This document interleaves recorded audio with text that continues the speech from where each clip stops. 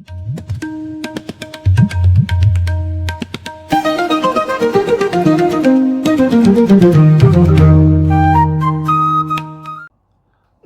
साथियों, depth astro के एक और नए सेगमेंट में आप सभी का स्वागत है। जैसा कि आप सबको विदित है कि हम लोग विभिन्न राशियां, जैसे जो 12 राशि हैं उसमें उत्पन्न जो जातक हैं उनका नया साल आगामी वर्ष 2025 कैसा होगा, इस विषय पे हम लोग चर्चा कर रहे हैं। तो इस क्रम में मेष, वृष, मिथुन और कर्क, इन 4 राशियों की चर्चा हो गई है, जिसे आप जो है प्रीवियस वीडियो में जाके देख सकते हैं। आज हम बात करेंगे अगली जो 4 राशियां हैं, जिसमें सिंह, कन्या, तुला और वृश्चिक, इन 4 राशियों के विषय में हम लोग बात करेंगे और जानेंगे कि आगामी इनका वर्ष कैसा होगा। देखिए, मैं पहले से भी आप सभी को ये बताते आ रहा हूँ कि जो ग्रह कई कई सालों में अपनी राशि का परिवर्तन करते हैं या कम से कम एक साल में अपनी राशि का परिवर्तन करते हैं, वार्षिक कुंडली में उन्हीं ग्रहों का विशेष ध्यान दिया जाता है। जैसे शनि हैं, जिनको 2.5 साल लग जाते हैं किसी एक राशि का परिवर्तन करने में। वैसे ही गुरु हैं, जिन्हें लगभग 1 साल लग जाता है किसी भी राशि को परिवर्तित करने में। और साथ ही साथ यदि राहु केतु के देखें तो यह लोग लगभग 1.5 ईयर, लगभग 1.5 साल, 18 महीने ये किसी भी राशि को परिवर्तन करने में लेते हैं।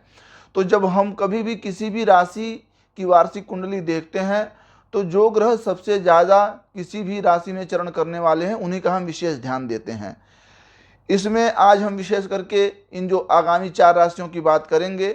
तो सबसे पहले हम लोग बात करते हैं सिंह राशि की, कि सिंह राशि की जातकों के लिए आगामी वर्ष कैसा होगा। देखिए, मैंने जैसा पहले भी आप सभी को बताया कि ये जो आगामी वर्ष है 2025, इसके मिड वर्ष में, मध्य वर्ष में जो बड़े ग्रह हैं, जो ज़्यादा समय तक किसी भी राशि पर रहने वाले ग्रह हैं, वो सभी अपना अपना स्थान बदल रहे हैं। जैसे मिड वर्ष में गुरु भी अपनी राशि को चेंज करके अगली राशि में चले जाएंगे। जैसे गुरु वृष राशि पे हैं, वो मिथुन पे चले जाएंगे। ऐसे ही शनि महाराज, जो कि कुंभ राशि पे हैं, वो अपनी राशि बदल करके मीन पे चले जाएंगे। राहु केतु भी अपनी राशियों को परिवर्तित करेंगे। तो हम इन सबके सारे ग्रहों के योगों को समराइज करके ये देखेंगे कि आपके ऊपर इसका कैसा असर पड़ता है। आते हैं सिंह राशि पर। तो सबसे पहले देखिए, मैं सूर्य और चंद्रमा की बातें इसलिए नहीं कर रहा हूं क्योंकि सूर्य प्रत्येक महीने अपनी राशि परिवर्तित कर देते हैं और चंद्रमा 2.25 दिन में अपनी राशि परिवर्तित कर देते हैं। इसलिए दैनिक कुंडली में तो इनका महत्व होता है, बहुत ज़्यादा महत्व होता है, क्योंकि यह गोचर में होते हैं। लेकिन अनन्यान्य जो ग्रह हैं, जो लंबे समय तक आपको शुभ या अशुभ फल देते हैं, उन ग्रहों की चर्चा हम विशेष करके करेंगे। तो जो ये हम मिड ईयर का राशि परिवर्तन है, इसके बताने का तात्पर्य यह है कि यदि किसी का मिड ईयर बुरा रहेगा तो अगली जब राशि परिवर्तित होगी तो फिर वह अच्छा भी हो जाएगा। तो किसी की भी जन्म कुंडली में मिले जुले ही प्रभाव होते हैं। प्रत्येक ग्रह हमेशा दुख नहीं देते और हमेशा सुख नहीं देते। स्थान परिवर्तन के साथ ही साथ वह निर्णय लेते हैं कि वह दुख देंगे या सुख देंगे। जैसे हम सिंह राशि की यदि बात करें तो उनके स्वामी ग्रह सूर्य हैं और 15 जनवरी से वह मकर राशि पे चले जाएंगे, जिसको हम मकर संक्रांति के नाम से मनाते हैं। लेकिन विशेष इस पर हम ध्यान देंगे, मंगल इनके द्वादश स्थानों का स्वामी है, यानी 12वें भाव कर्क पर जाकर के मंगल बैठा हुआ है। मंगल एक उष्णीय गर्म ग्रह है, जो कि जलतत्व राशि पर बैठने के कारण रोगों की स्थिति को ज़्यादा उत्पन्न कर देगा। पित्त से संबंधित रोग होंगे ऐसे व्यक्तियों को। और मंगल की अष्टम दृष्टि उनके 7th हाउस यानी वैवाहिक जीवन पर पड़ रही है, तो वैवाहिक जीवन में भी कष्टता आपको देखने के लिए मिलेगी। यदि जिनका विवाह हो चुका है तो खास करके मैं यहाँ, अगर स्त्री जातक है सिंह लगन की, तो उसके वैवाहिक जीवन में थोड़ा कष्ट उसे जरूर देखने को मिलेगा। उठापटक सी स्थितियाँ बनी रहेगी, वैचारिक वैमनस्यता बनी रहेगी। यह मिड ईयर तक ऐसा चलेगा। मिड ईयर के बाद से जब अपना परिवर्तन कर देंगे मंगल, तो फिर इन स्थितियों को, चूंकि उनका अष्टम दृष्टि सप्तम पे पड़ेगा ही नहीं, तो फिर ये स्थितियाँ सुधर जाएंगी। दूसरी बात, मंगल चूंकि सप्तम को देख रहे हैं, तो पुरुषों के लिए यदि सिंह लग्न है, सिंह राशि है किसी पुरुष की, तो मंगल की अष्टम दृष्टि उनके जीवन में कुछ इस तरीके से फलित होगी कि अष्टम उनके कार्य क्षेत्र का भी स्वामी होता है। यानी उनकी अष्टम दृष्टि जो है, जो 7वें भाव पे पड़ रही है, तो उसे धना योग भी देखा जाता है। तो यदि सिंह लगन के पुरुष जातक जो हैं, यदि उनके अपने लाइफ पार्टनर से, पत्नी से यदि अच्छे संबंध और अच्छे विचार हैं, तो उनके कार्य में, उनके प्रोफेशन में, जीविका में पत्नी का भी बहुत अच्छा सहयोग देखने को मिलेगा और इससे उनको उन्नति ही प्राप्त होगी। आगे बात कर लेते हैं गुरु की। गुरु वृष राशि पर हैं और सिंह राशि के जातकों के लिए 10वें भाव पर स्थापित होते हैं और फिर मिड ईयर के बाद से वह फिर धन भाव पे चले जाएंगे, यानी एकादश भाव पे चले जाएंगे। तो कर्म भाव का बृहस्पति मैं 100% तो नहीं कह सकता हूं, लेकिन लगभग 80% तक वह सिंह राशि के लिए बहुत अच्छा होता है। यदि सिंह राशि के जातक धार्मिक कार्यों में संलग्न रहे, जो कि सिंह राशि के स्वभाव में थोड़ी कमी होती है, धार्मिक कार्यों के प्रति अपने आप को सचेष्ट पाना बड़ी कम ऐसा देखा गया है, लेकिन यदि वो धार्मिक कार्यों में संलग्न रहेंगे तो बृहस्पति की उनको बड़ी अच्छी सहायता मिलेगी। बृहस्पति उनका काफ़ी सहयोग करेंगे 10वें भाव से बैठ करके। लेकिन बृहस्पति जैसे ग्रह हैं तो आपको अपने कार्य क्षेत्र में हानि भी उठानी पड़ेगी। साथ ही साथ जब यह मिड ईयर के बाद से IAS यानी धन भाव में चले जाएंगे, कि धन भाव के और भाग्य भाव, इन दोनों भाव के स्वयमेव कारक जो हैं बृहस्पति होते हैं। बृहस्पति राशिगत वहाँ का स्वामित्व करें या न करें, बृहस्पति कुंडली में कहीं भी बैठे हों, लेकिन एकादश यानी इनकम का स्थान और भाग्य यानी लक का स्थान, इन दोनों का नैसर्गिक रूप से स्वामित्व करते हैं। तो जब वह मिड ईयर के बाद धन भाव में आएंगे तो धन आगमन की स्थिति बहुत अच्छी हो जाएगी, जो भी सिंह राशि से जुड़े हुए जातक हैं। क्योंकि बृहस्पति जब सद्बुद्धि देते हैं, और मैंने जैसा कि बताया कि अगर ये आपका सप्तम यदि सहयोगी है, यदि आपके अपने लाइफ पार्टनर से बहुत अच्छा व्यवहार बन रहा है, तो आपके धन बचेंगे, धन काफ़ी ज़्यादा सुरक्षित होंगे, खर्चे कम होंगे। तो इसका आप विशेष ध्यान दें, धर्म को निरंतर करते रहें, भगवान सूर्य और भगवान बृहस्पति की उपासना को निरंतर करते रहें। आते हैं शनि पे। शनि जो कि इसी मिड ईयर में यानी 2025 के मई जून के बाद से ही अपनी राशि को परिवर्तित करके मीन पे चले जाएंगे, लेकिन तात्कालिक रूप से अभी सिंह राशि के 4थे भाव में शनि बैठे हुए हैं। देखिए, 4थे भाव का शनि कई बार अच्छा होता है, लेकिन ज़्यादातर अच्छा नहीं होता है। अब सिंह की कुंडली में जो सिंह राशि के जातक हैं, उनकी कुंडली में शनि जो है वृश्चिक, मंगल की राशि वृश्चिक पर जाकर के शनि बैठ जाएंगे, और इसके साथ ही साथ शनि सप्तम को भी संक्रमित करेंगे, क्योंकि शनि कुंभ के इस समय गोचर कर रहे हैं। तो कुंभ के गोचर करने की वजह से वह सप्तम पे बैठेंगे, लेकिन चतुर्थ भाव को बहुत ज़्यादा वो डोमिनेट करेंगे, 7th हाउस को भी डोमिनेट कर रहे हैं।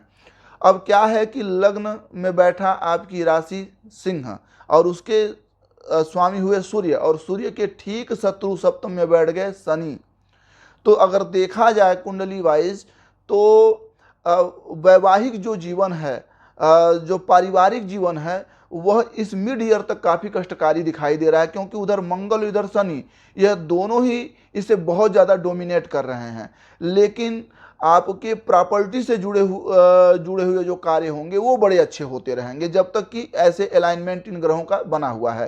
प्रॉपर्टी तो आपकी अच्छी खासी साथ देगी, लेकिन 7th हाउस पे बहुत ज़्यादा आपको ध्यान रखने की ज़रूरत है। क्रोध को कम करें, आपसी विचार, आपसी सहमति से ही किसी बातों का निर्णय लें, आगे बढ़ें, ताकि यह संबंध मधुर बना रहे। अब आते हैं कि जो मंगल हैं, मंगल इनके षष्ठ भाव यानी सप्तम दृष्टि से षष्ठ भाव को देख रहे हैं। तो रक्त संबंधी रोगों से यह अपने आप को बचाएं। ब्लड प्रेशर के यदि मरीज हों तो काफ़ी ज़्यादा सचेत हो जाएं, क्योंकि मंगल इन्हीं संबंधित रोगों को आपको देंगे। लेकिन आफ्टर ऑल अगर मैं यह कहूं कि यदि आप धार्मिक कार्यों में संलग्न रहते हैं, अपने पारिवारिक जीवन को सुखमय बनाने का प्रयास करते हैं, तो निश्चित तौर से आप धन को संरक्षित करेंगे और नई किसी प्रॉपर्टी को लेने का योग भी आपका बनेगा ही बनेगा, इसमें कोई दो राय नहीं है।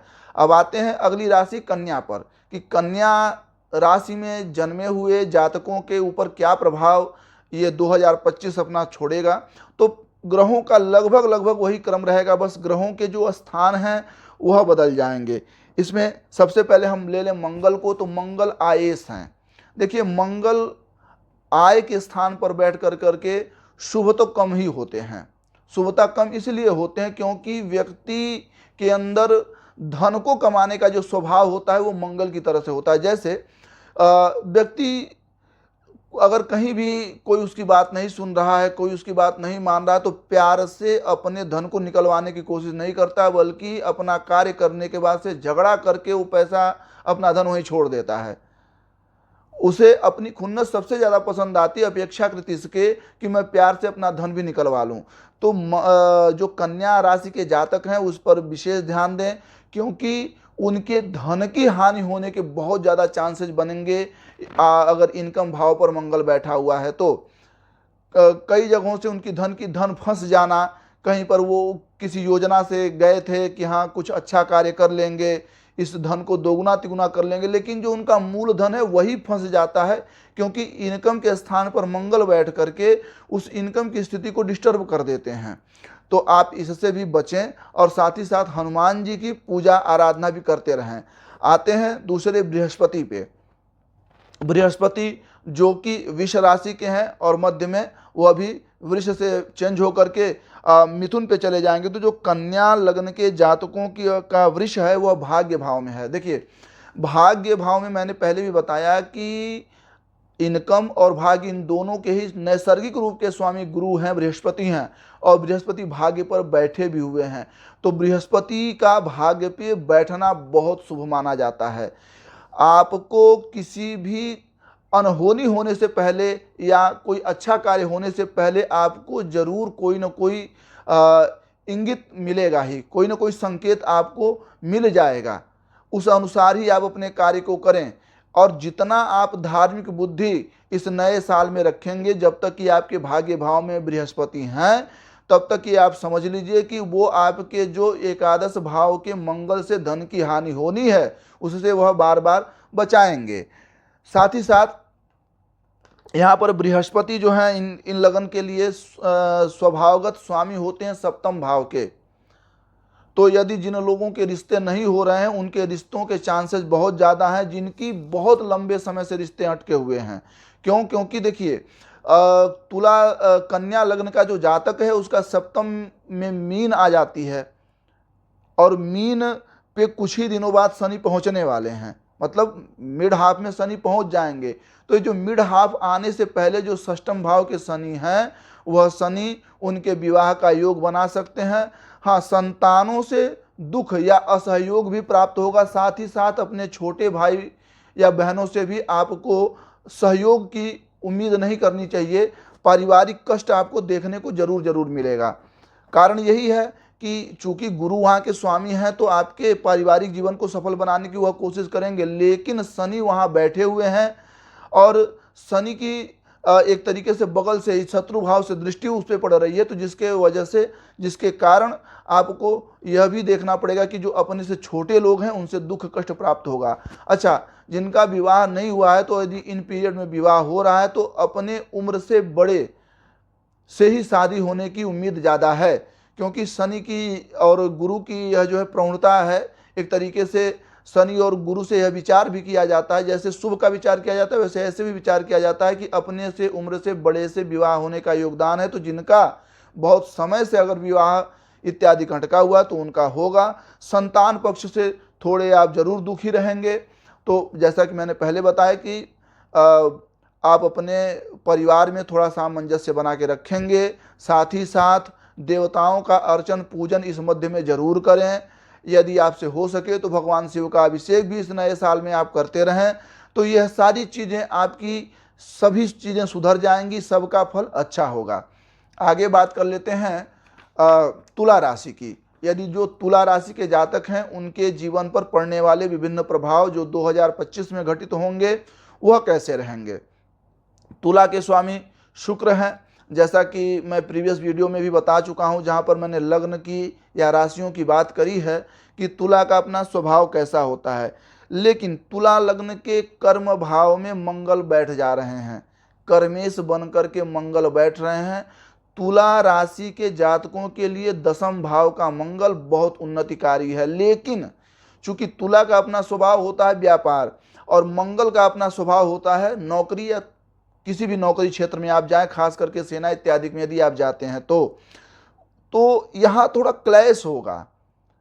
व्यापारिक दृष्टि से आपकी राशि आपको बढ़ाने की कोशिश करेगी, लेकिन यदि आप जॉब के क्षेत्र में हैं तो आपको अपेक्षाकृत ज़्यादा फलदायी यह वर्ष रहेगा ही रहेगा। और वैसे भी आफ्टर ऑल अगर हम तुला लग्न की अन्य चीज़ों को देखें, जैसे पंचम में बैठे हुए शनि हैं, शनि थोड़ा संतान के स्वास्थ्य से लेकर के आपको दिक्कत जरूर दे सकते हैं, लेकिन आफ्टर ऑल चूंकि शनि इनकम भाव को देख रहे हैं तो आपका एक स्टेबलिश बिजनेस भी बनाएंगे और स्टेबिलिटी आपके कार्य क्षेत्र में लाएंगे। आपको बार बार अपने कर्म स्थान को परिवर्तन करने की आवश्यकता नहीं है। जहां पर भी आप कार्य कर रहे हैं वहीं पर टिके रहिए, डिगे रहिए। शनि आपकी संपूर्ण और पूर्णतया सहायता करेंगे। साथ ही साथ चूंकि यह जो मंगल बैठे हुए हैं दसम भाव पे, वह सप्तम के भी स्वामी हैं, यानी सेवेंथ हाउस का लॉर्डशिप वो कर रहे हैं। तो यहाँ सेवेंथ हाउस के लॉर्डशिप से आपको अपने वैवाहिक जीवन से ज़्यादा आपके धन या अपने कर्म कार्य क्षेत्र को जोड़ना होगा, क्योंकि दोनों ही केंद्र एक दूसरे से मिल जा रहे हैं, सप्तम और दसम दोनों केंद्र, और उसका नेतृत्व जो कर रहे हैं वो मंगल कर रहे हैं। तो मंगल सप्तम भाव में स्थित होकर के झगड़े की संभावना ज़्यादा बनाएंगे। आपके वैवाहिक जीवन में झगड़े की संभावना बहुत ज़्यादा, मतलब ये बातें डिवोर्स तक नहीं पहुंचेंगी या अलगाव नहीं होगा, लेकिन कलुषता बहुत ज़्यादा बैठी रहेगी। उहापोह से जीवन बना रहेगा आप सब अपने सप्तम भाव को लेकर के। तो इस पर आप विशेष ध्यान दें, इस पर विशेष विचार करें। किसी भी समस्या को आराम से सुलझाएं, समझदारी से सुलझाएं, उसे बिगाड़ने की कोशिश ना करें।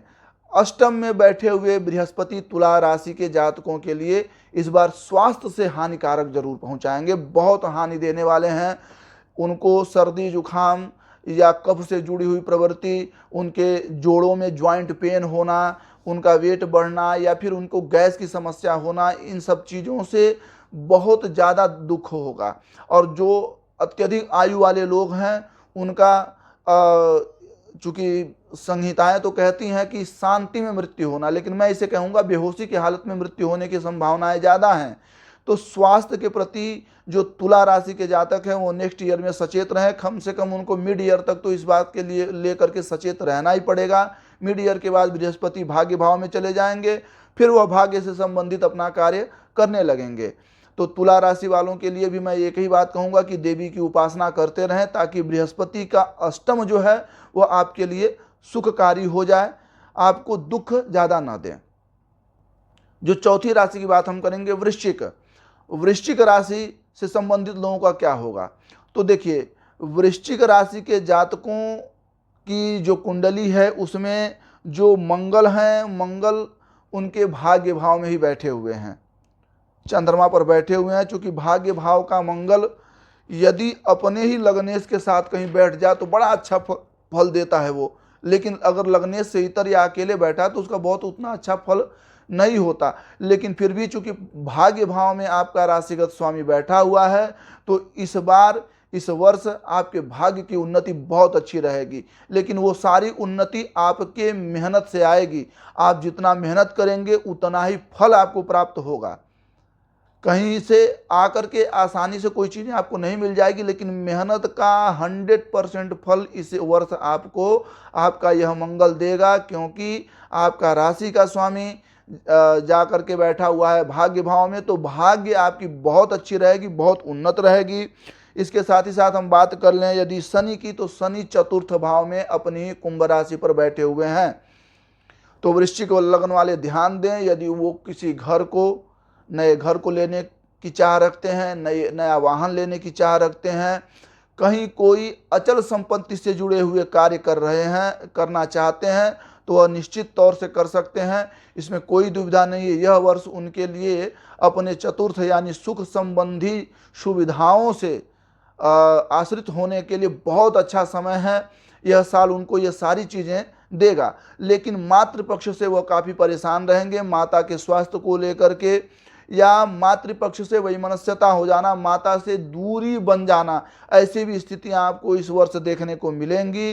तो मैं यही कहूँगा कि वैमनस्यता को तो टालें और माता जी के स्वास्थ्य पर विशेष ध्यान दें इस वर्ष, क्योंकि वहाँ पर बैठे हुए शनि रोगों का कारक बना सकते हैं।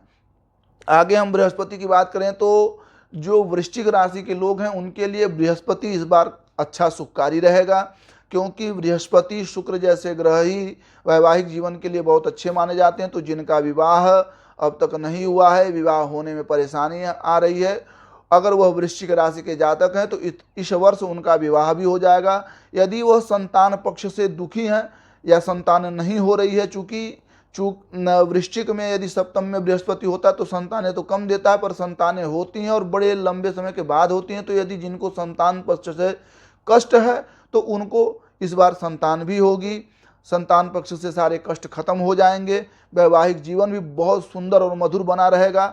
और एक और मैं आपको बात बता दूं कि जो वृश्चिक राशि के लोग हैं, यदि उनका विवाह इन दशाओं के अंतर्गत हो जा रहा है, यानी इस वर्ष हो जा रहा है, तो यह इनके लिए धन का कारक बन जाएगा, उनको धन के आगमन की संभावनाएं बहुत ज़्यादा रहेंगी।